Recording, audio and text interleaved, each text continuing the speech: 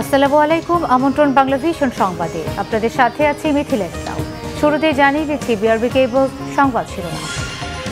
করোনার দ্বিতীয় ধাক্কায় বিশ্ববাজারে কমতে পারে বাংলাদেশি পণ্য ও শ্রমিকের চাহিদা। বিশ্বব্যাংকের পূর্বাভাস, জলবায়ু পরিবর্তনের কারণে ঢাকায় বাড়ছে ডেঙ্গুর প্রকোপ।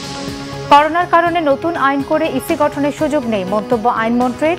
সরকারের বিদায়ে গণ আন্দোলন গড়ে তুলতে জাতীয় ঐক্যের আহ্বান মির্জা ফখরুলের। বিদেশি চ্যানেল বিজ্ঞাপন মুক্ত করার সিদ্ধান্ত থেকে এক চুলও সরবে না সরকার, আবারও জানালেন তথ্য ও সম্প্রচার মন্ত্রী। স্বাগত জানিয়েছে সম্পাদক ফোরাম। বুয়েট ছাত্র আবরার হত্যার 2 বছরেও মামলার রায় না হওয়ায় ক্ষোভ পরিবারের। খুনিদের দৃষ্টান্তমূলক শাস্তির দাবি সহপাঠীদের। নানার অজুহাতে দফায় দফায় পেঁয়াজের দাম বাড়াচ্ছেন ব্যবসায়ীরা। অন্য সব নিত্যপণ্যের দামও অস্বাভাবিক বাড়ায় হিমশিম খাচ্ছেন সাধারণ মানুষ। দেখছিলেন বিআরবি কেবল সংবাদ শিরোনাম, এবারে বিস্তারিত। চলতি অর্থবছরে বাংলাদেশের জিডিপি প্রবৃদ্ধি 6.4% হতে পারে বলে পূর্বাভাস দিয়েছে বিশ্বব্যাংক। বৃহস্পতিবার প্রকাশিত সংস্থাটির সাউথ এশিয়ান ইকোনমিক ফোকাস প্রতিবেদনে এই পূর্বাভাস দেওয়া হয়। জলবায়ু পরিবর্তনের ধাক্কায় ডেঙ্গু ও শ্বাসকষ্টের মতো রোগ বাড়ছে বলেও মন্তব্য করে সংস্থাটি। আর করোনার দ্বিতীয় ধাক্কায় বিশ্ববাজারে বাংলাদেশি পণ্য ও শ্রমিকের চাহিদা কমতে পারে বলে আশঙ্কা বিশ্বব্যাংকের। করোনার ধাক্কা কাটিয়ে বাংলাদেশের অর্থনীতি আবার উচ্চ প্রবৃদ্ধির দিকে যাওয়ার ইঙ্গিত দিয়েছে বিশ্বব্যাংক। চলতি অর্থবছরে জিডিপি প্রবৃদ্ধি 6.4% হওয়ার পূর্বাভাস দেয় সংস্থাটি, যেখানে জাতীয় বাজেটে সরকার জিডিপিতে প্রবৃদ্ধির লক্ষ্যমাত্রা নির্ধারণ করেছে 7.2%। সংস্থাটির প্রতিবেদন বলছে এই প্রবৃদ্ধি বেড়ে 2022-23 অর্থবছরে 6.9% হতে পারে। ডিজিটাইজেশন ও সেবা নির্ভর উন্নয়ন শীর্ষক প্রতিবেদনে উঠে এসেছে 2020-21 অর্থবছরের দ্বিতীয়ার্ধ থেকেই বাংলাদেশের অর্থনীতি ঘুরে দাঁড়াচ্ছে। তবে সংস্থাটি মনে করে করোনার দ্বিতীয় ধাক্কায় বিশ্ববাজারে বাংলাদেশি পণ্যের চাহিদা কমতে পারে বিদেশে Bangladeshi শ্রমিকেরও। I think the other important contribution that this report makes is to প্রতিবেদনে দেখা যায় জলবায়ু পরিবর্তনের প্রভাবে রাজধানী ঢাকায় বেড়েছে ডেঙ্গু ও শ্বাসকষ্টের মতো জটিল রোগ। এর নেতিবাচক প্রভাব মানসিক স্বাস্থ্যে পড়ছে বলেও উঠে আসে সংস্থাটির প্রতিবেদনে।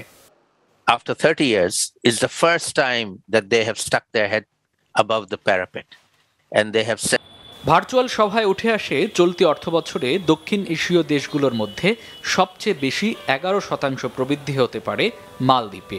এক্ষেত্রে বাংলাদেশের অবস্থান ভারতের 7.5%-এর পরেই। মামুন আব্দুল্লাহ, বাংলাভিশন, ঢাকা। এদিকে দীর্ঘ প্রায় 6.5 মাস পর দেশে করোনায় সর্বনিম্ন 12 জনের মৃত্যু হয়েছে। এদের মধ্যে 6 জন পুরুষ আর 6 জন নারী। এই দিন মৃত্যুর পাশাপাশি কমেছে করোনা পজিটিভ রোগীর সংখ্যাও। বৃহস্পতিবার স্বাস্থ্য অধিদপ্তরের এক বিজ্ঞপ্তিতে জানানো হয়, করোনায় আরও 12 জনের মৃত্যু হয়েছে। এই নিয়ে মোট মৃত্যু দাঁড়ালো 27,647 জনে। এর আগে সবশেষ গত 17 মার্চ দেশে 11 জনের মৃত্যু হয়েছিল ভাইরাসটিতে। গত 24 ঘন্টায় 22,321টি নমুনা পরীক্ষায় নতুন শনাক্ত হয়েছেন 663 জন। এই দিন যে সংখ্যক মানুষ পজিটিভ হয়েছেন তার প্রায় সমান সংখ্যক 664 জন সুস্থ হয়েছেন। এ নিয়ে মোট সুস্থ হলেন 15,21,777 জন। পরীক্ষার বিপরীতে এই দিন শনাক্ত হয়েছে 2.97, সুস্থতার হার 97.50 এবং মৃত্যুর হার 1.77 ভাগ। মৃত্যুর দিক দিয়ে এবারে প্রথম সর্বোচ্চ 5 জন মারা গেছে চট্টগ্রাম বিভাগে। মৃত্যুর দিক দিয়ে দ্বিতীয় অবস্থানে নেমে আসে ঢাকায় মৃত্যু হয়েছে 4 জনের। অন্য বিভাগের মধ্যে খুলনায় 2 এবং রাজশাহীতে 1 জন মারা গেলেও বরিশাল, সিলেট, রংপুর ও ময়মনসিংহে কারোই প্রাণ যায়নি করোনায়। সিরাজগঞ্জ 6 সংসদীয় আসনের উপনির্বাচনে দলীয় মনোনয়ন পেলেন মেরিনা জাহান কবিতা। গণভবনে আওয়ামী লীগ সভাপতি প্রধানমন্ত্রী শেখ হাসিনার সভাপতিত্বে দলের সংসদীয় মনোনয়ন বোর্ডের সভায় দলীয় প্রার্থী চূড়ান্ত করা হয়। এছাড়াও দলের স্থানীয় সরকার মনোনয়ন বোর্ডের সভায় 2টি উপজেলা পরিষদের চেয়ারম্যান পদের উপনির্বাচনে এবং 10টি পৌরসভা মেয়র পদে দলীয় প্রার্থীদের মনোনয়ন চূড়ান্ত করা হয়।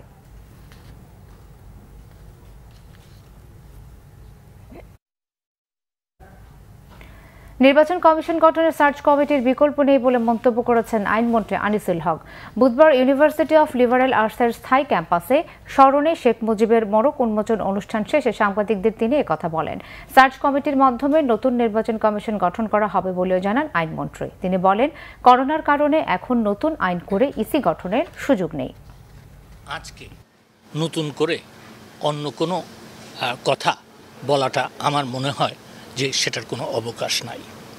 আমি এমন কথা বলছি না যে নির্বাচন কমিশন গঠন করার জন্য যে আইনের কথা সংবিধানে বলা হয়েছে তা করা হবে না, কিন্তু এই কোভিড পরিস্থিতি এবং সব কিছু মিলিয়ে যেহেতু নির্বাচন কমিশনের সময় ফেব্রুয়ারি মাসে শেষ হয়ে যাবে, সেহেতু ফেব্রুয়ারি 2022 সালে, সেহেতু এখন আইন করে এটা করা সম্ভব না। মাননীয় প্রধানমন্ত্রী যেটা বলেছেন সার্চ কমিটির মাধ্যমেই হবে। সরকারের বিদায়ে গণ আন্দোলন গড়ে তুলতে দ্বিধাদ্বন্দ্ব ভুলে জাতীয় ঐক্যের আহ্বান জানিয়েছেন বিএনপির মহাসচিব মির্জা ফখরুল ইসলাম আলমগীর। তিনি বলেন, বর্তমান সংকট শুধু বিএনপির সংকট নয়, গোটা জাতির সংকট। এই সংকট থেকে উত্তরণে গোটা জাতিকে সংগ্রাম করতে হবে। আধিপত্যবাদের দাবিদারি করে বর্তমান সরকার পুতুল সরকারে পরিণত হয়েছে বলেও মন্তব্য করেন তিনি। জাতীয় প্রেস ক্লাবে বুয়েট শিক্ষার্থী আবরার ফাহাদের দ্বিতীয় মৃত্যুবার্ষিকী উপলক্ষে স্মরণ সভা করে অ্যাসোসিয়েশন অব ইঞ্জিনিয়ার্স বাংলাদেশ অ্যাব।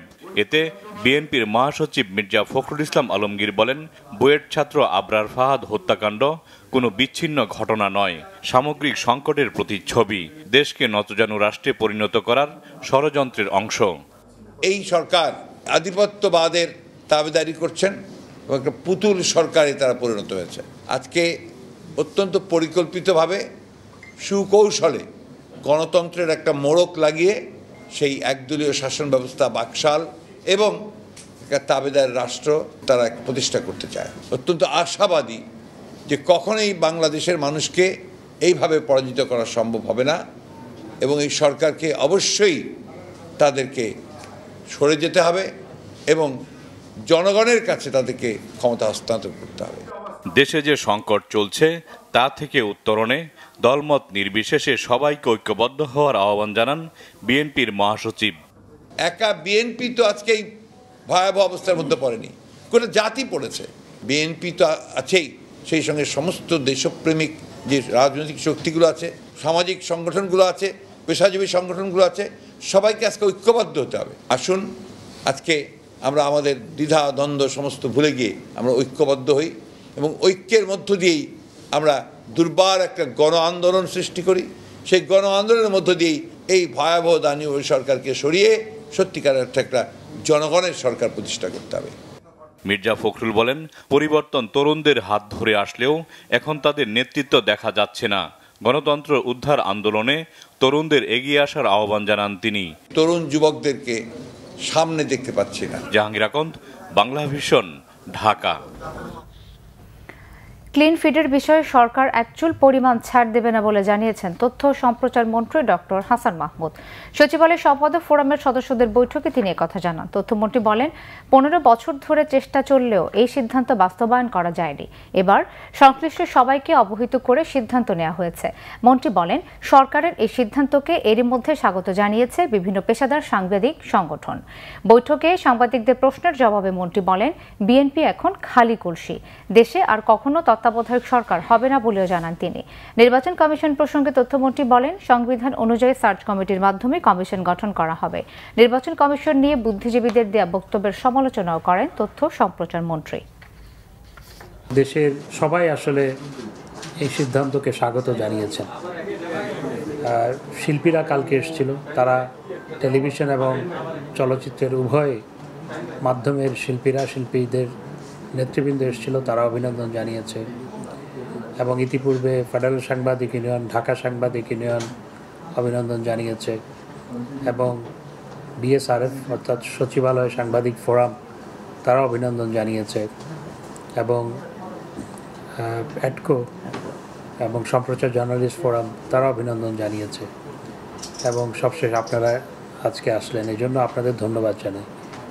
আপনাদের সমর্থন ব্যতি রেখে এটি সহজ কাজ ছিল না। 15 বছর এটি বাস্তবায়িত হয়নি। যে সমস্ত জায়গা থেকে এটি নিয়ে কথা উঠতে পারে সেখানে অবহিত করে আমরা সিদ্ধান্ত বাস্তবায়ন করেছি।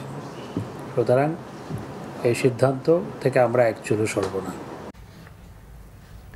বাংলাদেশ প্রকৌশল বিশ্ববিদ্যালয়ের শিক্ষার্থী আবরার ফাহাদের দ্বিতীয় মৃত্যুবার্ষিকী আজ।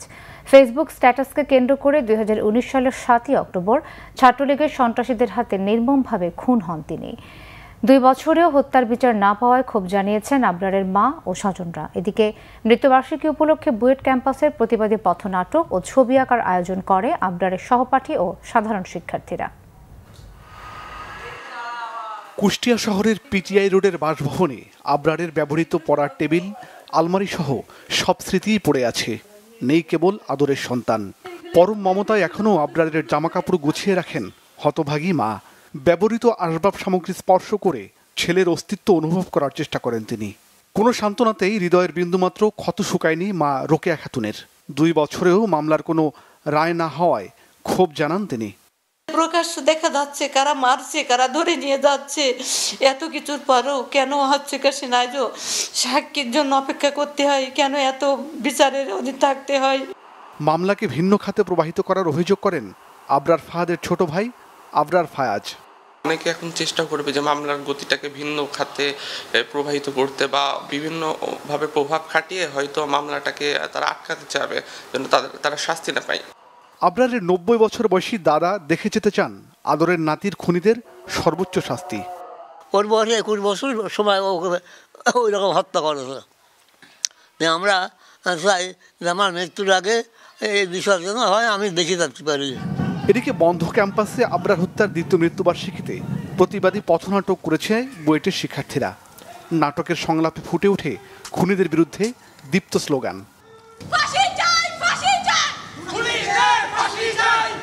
এছাড়াও রং ও তুলির আঁচড়ে আবরার ফাহাদের ছবি এঁকে প্রিয় সহপাঠীকে স্মরণ করে ছাত্রছাত্রীরা। ক্যাম্পাসে যাতে আর কোনো সহপাঠীর রক্ত না ঝরে সে প্রত্যাশায় ফুটে ওঠে শিক্ষার্থীদের কণ্ঠে। বুয়েটে ছাত্র রাজনীতি বন্ধ হয়েছে, এ ধরনের র্যাগিং কিংবা এ ধরনের অত্যাচারের যে রীতি ছিল সেগুলো বন্ধ হয়েছে, কিন্তু বর্তমানে যেটি আমরা এখনো পর্যন্ত পাইনি সেটি হচ্ছে বিচার। 2 বছর পার হয়ে গেছে, দ্রুত বিচার ট্রাইব্যুনালেও বিচার আমরা পাইনি। অ্যাটলিস্ট বিচার হইতে পারে এটার আশায় আর কি সামনে আছে। 2019 সালের 6 অক্টোবর রাতে ফেসবুক স্ট্যাটাসকে কেন্দ্র করে শেরেবাংলা হলে ছাত্রলীগের কয়েকজন নেতাকর্মীর হাতে রাতভর নির্যাতনের শিকার হন 2য় বর্ষের শিক্ষার্থী আবরার ফাহাদ। পরে 7 অক্টোবর ভোরে হলের করিডোর থেকে তার লাশ উদ্ধার করা হয়। এই ঘটনায় 25 আসামির বিরুদ্ধে অভিযোগ গঠন করা হয়েছে। এ পর্যন্ত গ্রেপ্তার করা হয়েছে 16 জনকে। মাইনুল শোভন, বাংলা ভিশন, ঢাকা।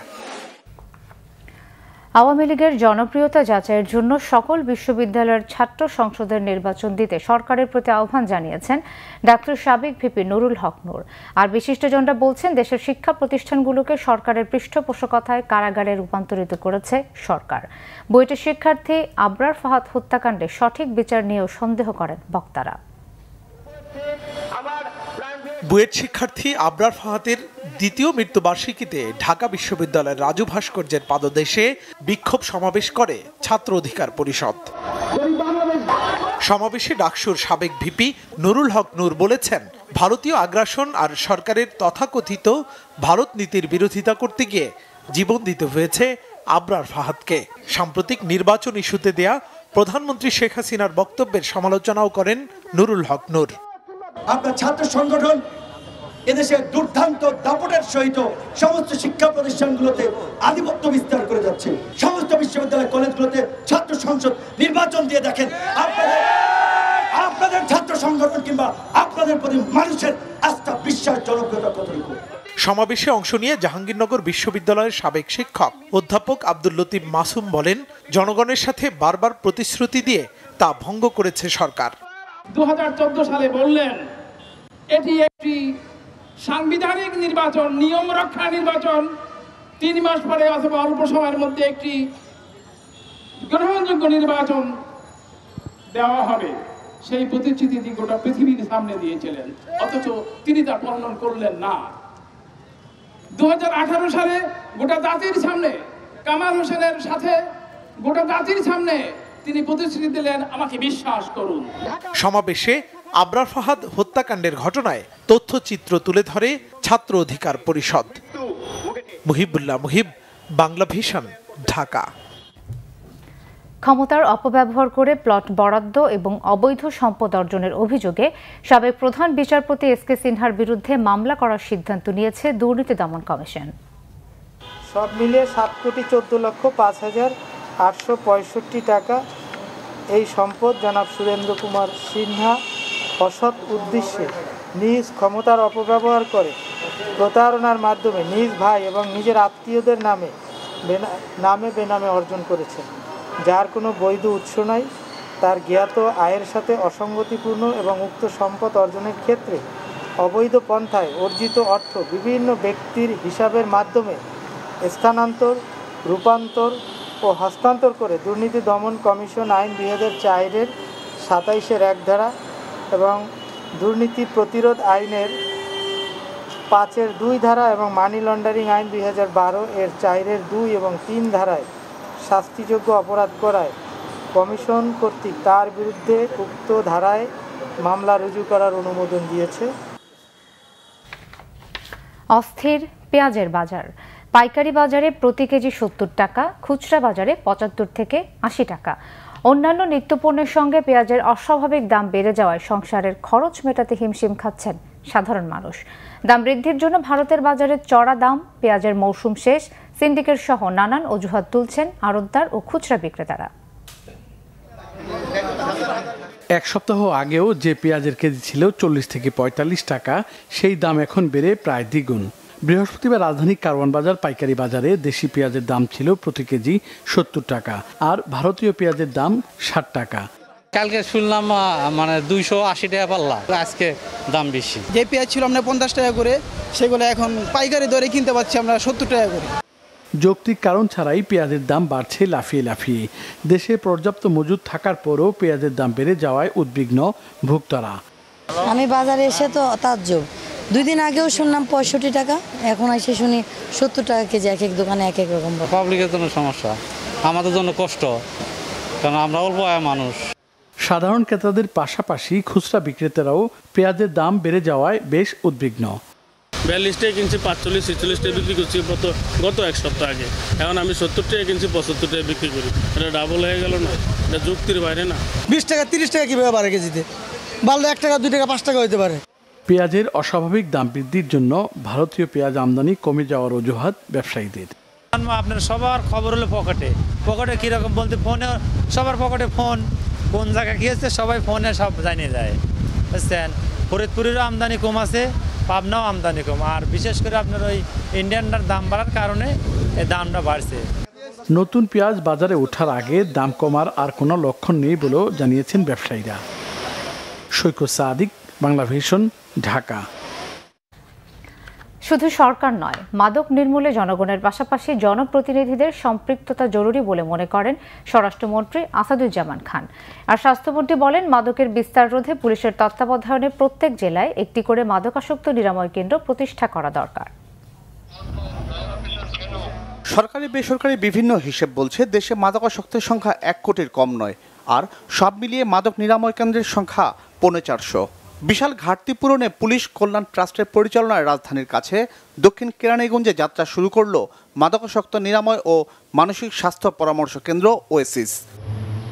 আধুনিক সুযোগ সুবিধা সম্মিলিত ওএসিসের সিট সংখ্যা 60টি। মেয়েদের জন্য রয়েছে আলাদা একটি ফ্লোর। বৃহস্পতিবার সকালে নিরাময় কেন্দ্রের উদ্বোধন করেন স্বরাষ্ট্রমন্ত্রী আসাদুজ্জামান খান। স্বরাষ্ট্রমন্ত্রী বলেন, সন্ত্রাস জঙ্গিবাদের মতো নির্মূল না হওয়া পর্যন্ত মাদকের বিরুদ্ধে যুদ্ধ চলবেই। নিয়ন্ত্রণ না করতে পারি তাহলে আমাদের যে ভবিষ্যৎ, আমাদের যে প্রজন্মর পর প্রজন্ম শেষ হয়ে যাবে। আমাদের সবারই এখানে একযোগে কাজ করতে হবে, নিরুৎসাহিত করতে হবে, মাদকের ভয়াবহতা সম্বন্ধে তাদেরকে জানাতে হবে। মাদকাসক্তের চিকিৎসায় পুলিশকে সব ধরনের সহায়তার আশ্বাস দেন স্বাস্থ্যমন্ত্রী। মাদক আসক্ত ব্যক্তিরা আসবেন, তাদেরকে সারিয়ে তুলবেন এবং স্বাভাবিক জীবনে তাদেরকে ফিরিয়ে নিয়ে যাবেন। এটা একটা বড় কাজ। আমরা আশা করব এই ধরনের প্রতিষ্ঠান বাংলাদেশে, আমি মনে করি প্রত্যেকটি জেলায় বা ডিভিশনে থাকা প্রয়োজন। মাদক নির্মূলে মাদকাসক্তের চিকিৎসার উপর জোর দেওয়ার কথা বলেন আইজিপি। যে কাজটা সবাই মিলে করে সেটা হচ্ছে সাপ্লাই কাজ, কিন্তু যদি ডিমান্ড থাকে কোনো না কোনোভাবে সাপ্লাই হবেই। সে কারণে অবশ্যই আমাদের ডিমান্ড কাট করতে হবে। আর ডিমান্ড কাট করতে হলে এই সমস্ত যারা মাদকাসক্ত হয়েছে এদের চিকিৎসার ব্যবস্থা করতে হবে, এদের পুনর্বাসনের ব্যবস্থা করতে হবে। সেক্ষেত্রে এটা আমাদের অতি ক্ষুদ্র একটি উদ্যোগ। মাদকের বিরুদ্ধে জিরো টলারেন্স নীতিতে অটল থাকতে পুলিশ সদস্যদের নির্দেশ দেন আইজিপি। মাদক নির্মূল আর মাদক কারবারিদের গ্রেফতারের পাশাপাশি পুলিশ কল্যাণ ট্রাস্ট পরিচালিত যাত্রা শুরু করল মাদকাসক্তি নিরাময় ও মানসিক স্বাস্থ্য পরামর্শ কেন্দ্র ওয়েসিস, যেখানে স্বল্প খরচে অত্যাধুনিক সেবা পাবে মাদকাসক্ত রোগীরা, এমনটাই বলছেন কর্তৃপক্ষ। জিয়া খান, বাংলা ভিশন, কেরানীগঞ্জ। চলতি মাসের 17 তারিখ থেকে ঢাকা বিশ্ববিদ্যালয়ের সশরীরে ক্লাস পরীক্ষা শুরু হবে। বৃহস্পতিবার বিশ্ববিদ্যালয়ের একাডেমিক কাউন্সিলের সভায় এই সিদ্ধান্ত হয়। তবে কোনো বিভাগ চাইলে অনলাইনে ইনকোর্স বা মিড টার্ম পরীক্ষা নিতে পারবে। শুক্র ও শনিবারও ক্লাস পরীক্ষা নিতে পারবে। আগের তুলনায় অর্ধেক সময় ও অর্ধেক নাম্বারে পরীক্ষা নিয়ে পূর্ণ নাম্বারের মূল্যায়ন হবে বলে সিদ্ধান্ত হয়। যেসব বিভাগে শিক্ষার্থী কম সেসব বিভাগে স্বাস্থ্যবিধি মেনে একসাথে সবার ক্লাস হবে, আর যেসব বিভাগে শিক্ষার্থী বেশি সেসব বিভাগে শিফট করে ক্লাস হবে। এর আগে প্রভোস্ট স্ট্যান্ডিং কমিটি সিদ্ধান্ত নিয়েছিল 10 অক্টোবর থেকে বিশ্ববিদ্যালয়টির শিক্ষার্থীরা হলে উঠতে পারবে। একাডেমিক কাউন্সিলের সভায় এই সিদ্ধান্ত বহাল রাখা হয়েছে। তবে শিক্ষার্থীদের যারা অন্তত 1 ডোজ টিকা নিয়েছে তারা স্বাস্থ্যবিধি মেনে টিকা গ্রহণের সনদ ও পরিচয়পত্র দেখিয়ে হলে উঠতে পারবে।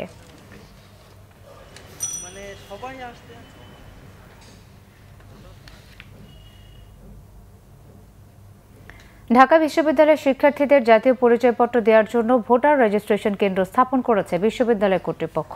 শিক্ষার্থীদের ছবি তোলা সহ বিভিন্ন আনুষ্ঠানিকতা সম্পন্ন করতে নির্বাচন কমিশনের সহযোগিতায় 4টি বুথ স্থাপন করা হয়।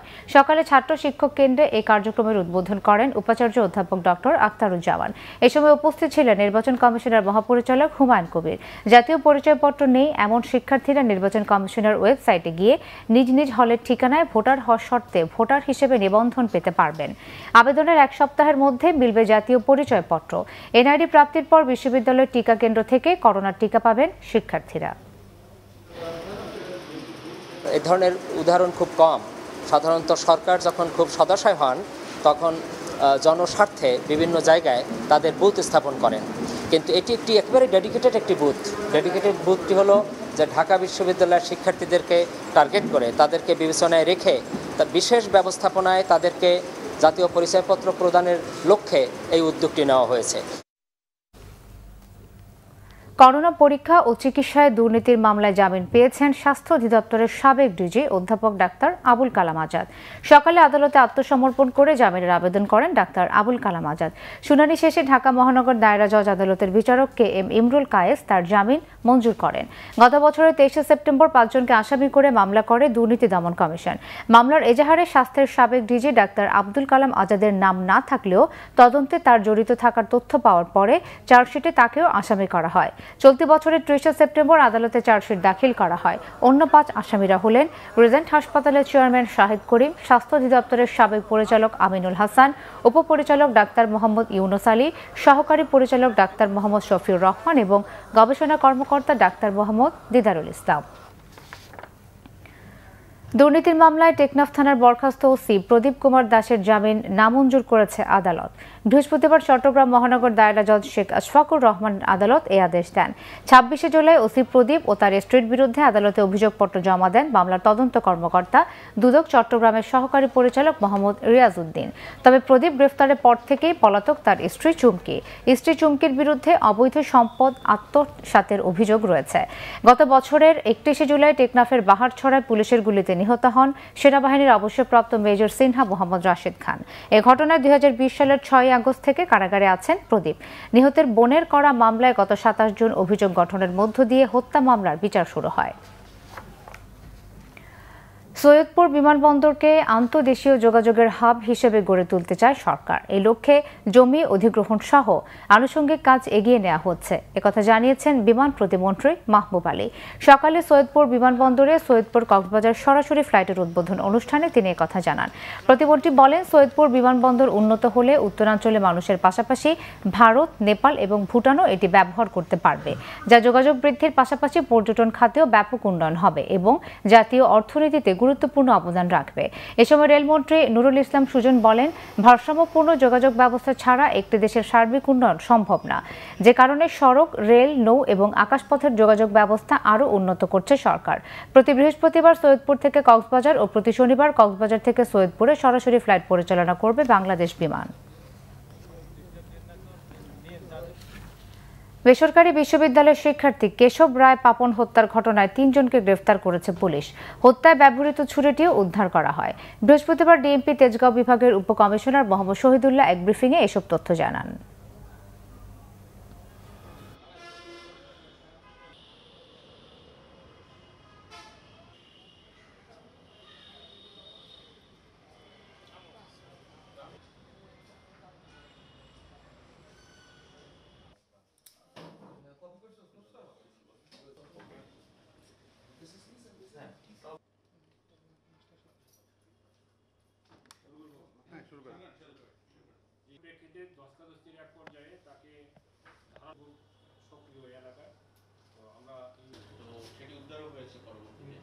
মোবাইলটা তার টার্গেট করে মোড়টা যখন ঘুরে যখন মেরিন রেস্টুরেন্টের নিচে আসে তখনই তারা ওই সুযোগের অবস্থা থেকে এবং হাত থেকে মোবাইলটা নিতে চায়।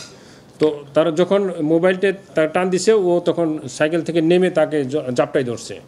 জাপটায় ধরার এক পর্যায়ে ধস্তাধস্তি যখন চলতেছিল তখন তার মামুন, জাহাঙ্গীর এবং জুয়েল তারা ওই পর্যায়ক্রমে তাকে আঘাত করে। ইলিশ ধরায় 22 দিনের নিষেধাজ্ঞা চলছে সারা দেশে।